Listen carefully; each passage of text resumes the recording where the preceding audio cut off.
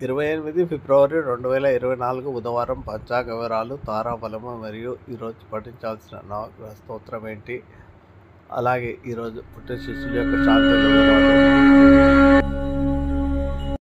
అందరికీ నమస్కారం. Lakkaraju Muralidhar Rao astro and remedies ఛానల్కు స్వాగతం.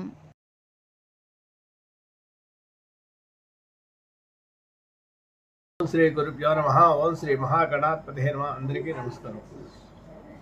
ఈ వీడియోలో 28 ఫిబ్రవరి 2024 పంచాంగ వివరాలు మరియు తారాబలము, ఈరోజు చంద్రబలము మరియు పుట్టిన శిశువుల యొక్క శాంతుల వివరాలు, ఈరోజు వారసుల వివరాలు, ఈరోజు చేయాల్సిన ప్రత్యేక రెమెడీ ఏమిటి బుధవారం రోజు అనే విషయాన్ని ఈ వీడియోలో 28 ఫిబ్రవరి 2024 బుధవారం ఈరోజు శ్రీ శోభకృత నామ సంవత్సరము, మాఘమాసము, షష్ఠి ఋతువు, ఉత్తరాయణము, సంకష్ట చతుర్థి. ఈరోజు సూర్యోదయము ఉదయం 6:20 ప్రారంభమవుతుంది. సూర్యుడు సాయంత్రం 6:02 వస్తుంది. ఈరోజు బహుళ చవితి రాత్రి 12:50 వరకు ఉంటుంది. ఈరోజు సాయంత్రం చవితి ఉంటుంది బహుళ పక్షంలో, కృష్ణపక్షంలో.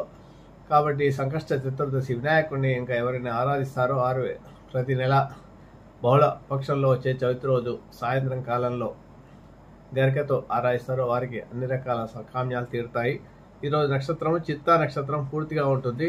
ఈరోజు యోగము గండం, కరణము భవ, పగలు మధ్యాహ్నం 12:05 వరకు ఉంటుంది. శుభ సమయాలు ఉదయం 9 గంటల నుంచి 10 గంటల వరకు, రాహుకాలము మధ్యాహ్నం 12 నుంచి 1:30 వరకు, యమగండము ఉదయం 7 నుంచి 9, దుర్ముహూర్తము ఉదయం 11:36 నుంచి 12:24 వరకు ఉంటుంది. ఈరోజు వర్జము మధ్యాహ్నము 2:04 నుంచి 3:45 వరకు, అమృత గడియలు రాత్రి 12:34 నుంచి 3 గంటల తెల్లవారుజామున 3:18 వరకు ఉంటాయి. ఇవి ఈరోజు పంచాంగ వివరాలు.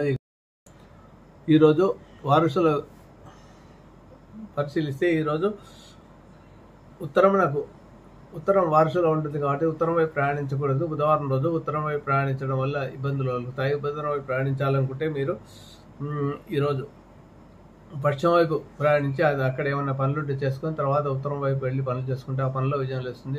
ముఖ్యంగా ఈరోజు ఉత్తరం వైపు ఏవైనా పనులు ఉంటే ఉత్తరం వైపు మీకు ద్రవ్యలాభం, ధనలాభం జరుగుతుంది. ఇకపోతే ఈరోజు చిత్తా నక్షత్రం కాబట్టి చిత్తా నక్షత్రంలో జన్మించిన వారి యొక్క జీవితము కుజమాల దశ ప్రారంభమవుతుంది.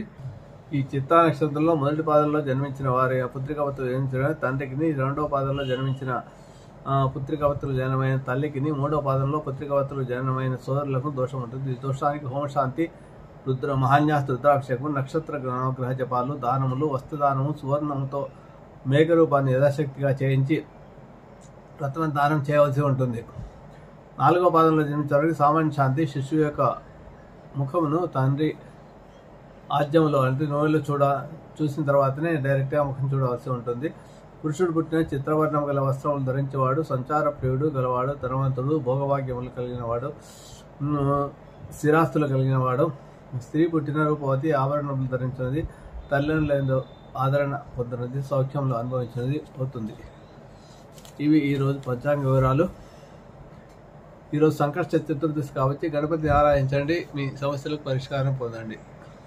మీకు నా వీడియో కనుక నచ్చితే లైక్ చేయండి, షేర్ చేయండి. ఈ వీడియో కింద ఉన్న బెల్ ఐకాన్ను క్లిక్ చేయడం ద్వారా నా ఛానల్ను సబ్స్క్రైబ్ చేసుకోండి. దీనివల్ల మీకు నా వీడియోలు అందుబాటులో ఉంటాయి. Thank you.